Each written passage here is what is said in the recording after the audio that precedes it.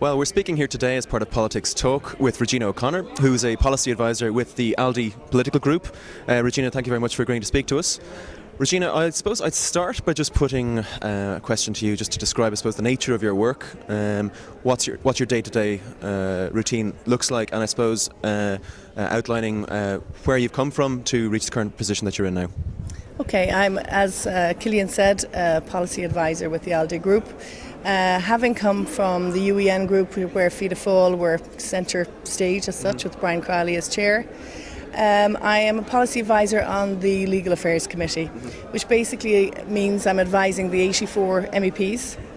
I sit a committee, and today actually I will be sitting a committee from 3 to about 7 o'clock, and then tomorrow all day. So what does that involve? It basically involves legislation that's coming through from the Commission, and the Parliament then designates its policy or proposals through the 20 different committees. And the cases or documents or legislative basis that come through the URI committee, which is the Legal Affairs Committee, I deal with exclusively.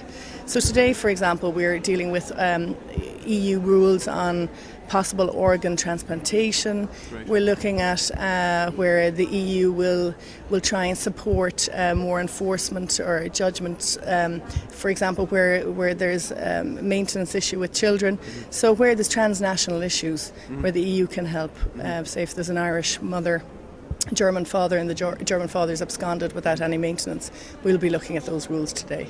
Very good. I mean, we were interested in speaking to Irish people working in the institutions, particularly here in the Parliament, outside of the setting of one MEP or another MEP, just to get an idea of I suppose an Irish perspective without the political side to it. So with that in mind, given the rejection of Lisbon 1 in 2008, and granted we had a recent approval, do you think it's undermined Irish clout, influence, or Ireland's voice in any way in the Parliament? Well, there's two answers to that. There's the today answer, which very much we have redeemed ourselves. The Parliament, the Council, the Commission was ecstatic with the 2-1 result. But beforehand, definitely, and it was very hard to kind of capture that in writing or to explain that to the general public in Ireland. A cold wind definitely was blowing in all institutions, and that was not only the kind of heads of state level, minister level, even from an official level. You know, most people were just shocked as to why and how it could happen. And we have redeemed ourselves, definitely. And with our Irish Commissioner getting the innovation and research dossier, following on from internal market, we've certainly redeemed ourselves. Also, we have the Secretary General of the Commission, Catherine Day, an Irish lady, and the Irish have still and are doing very well, but they have redeemed themselves, there's no doubt. And I suppose with that in mind, given we were exposed to the vagaries of the debate one way or another, do you think there's a danger that the other member states, their governments and their representative staff here in the institutions are in a way protected from that and in a way not exposed to the fact that there is a lack of communication between citizens and what's going on here in Brussels? Yeah, it's certainly a very good question. You found at some time we were quite frustrated, the Irish MEPs, Irish staff, at sometimes the kind of almost annihilation or bullying tactics of the other member states, but they were kindly reminded that not all of them, you know, were bringing it to their people, and it is a difficult task. And what was very interesting this time round, in Dublin particularly, a number of MEPs came over and actually understood the kind of the challenge we had, and in terms of information and how the kind of lies emerge in the void, and they certainly came back and realised, you know what, we need to be careful about trying to force any member state or trying to be bullying in terms of forcing legislation through.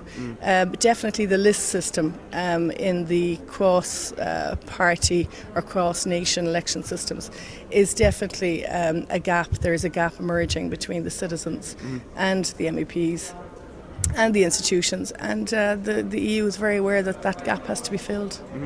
And I suppose one way of connecting a sense of identity and connectedness with what's going on here in the Parliament, for example, is with the political groups. Now, as a policy advisor with ALDI, do you think the political group system has worked in terms of creating a sense of identity of the different voices that are here in Parliament and the different groups that form those voices? They certainly try to. Yeah. There's no doubt, but it's an uphill battle. And I think also it's very important that the national delegations get back in touch with their constituents. That's where the first kind of rapport is, the natural rapport. When a constituent has a problem, they go to their national MEP. They're not thinking about, what is the policy of the socialists on, say, fur trade or something like that. I think the gap will be filled more efficiently by the national delegations. But there was an attempt at last elections to try and create some questions as to how the EPP differs from the Social and Democratic group. But I don't know how much that kind of was effective. I mean, you've contributed to the debate in terms of communicating the work of the Parliament and of the EU generally to Irish citizens.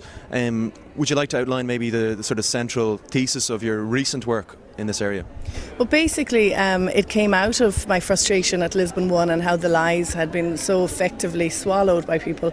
And I don't blame them at all, because we don't have a foundation level. So basically, it was to take the Irish through the institutions. I am their personal guide. I've worked in the council, I've worked in the commission. This is the third institution.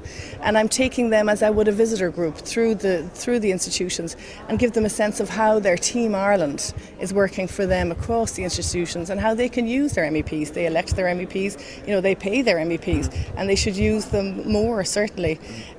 Also an explanation of how the Lisbon Treaty, demystifying or debunking the myths that were there, and also the case of how we move forward from here, how Ireland within the EU brings Ireland back to kind of the lead player economically and in terms of research and education, etc. But also a very interesting part of it was to try and show the Boston or Berlin argument. Basically, we all sold out to Mary Harney's view that we were closer to Boston. But actually, the very first chapter takes us through the continent of Europe and how Ireland was extremely strategic and central in kind of royal courts or in prime ministers' offices or generals of armies or as entrepreneurs like our Hennessy and our Wild Geese. So it was, it brings people back to the point that we're equidistant. We are in a perfect position to use both the United States and Europe to our benefit. Sure. And then I suppose just hitting on the point you made about our parliamentarians and using them more, do you think there is in any way a conflict for Irish parliamentarians in particular, given the way that they're elected? Do you think there's any conflict in terms of the interests they need to cater for, both at the micro level when it comes to the small constituency matters that they're asked to address on a very frequent basis, which clog up a lot of their workload, and then on the macro level where their actual job function here in Brussels and in Strasbourg is dealing with very important pieces of legislation, dealing with community-wide issues which have very little to do with the more parochial side of their job? Do you think that's some sort of an encumbrance for Irish parliamentarians, or do you think it's something which you would welcome? It's a difficult balancing act between the two, but I think the Irish MEPs managed to do that very effectively. Like, they've one of the highest attendance rates across the countries in the European Parliament, and they also manage to get their local stuff done. There's no doubt politics is local, and that is clear if you're an Irish or a German or a Finnish MEP. That is clear. But policy side is very interesting too. But the Irish are quite clever and spreading themselves across the various committees, and then taking reports that are both from an EU perspective progressive, but also linked to the constituents at home, as to say consumer protection or the latest airline issue from Commissioner Kehoe. They're clever on both. It's difficult with 12 MEPs for sure. I think the only way to do it is for them to balance it, because I think if you get carried away here, you may lose your seat.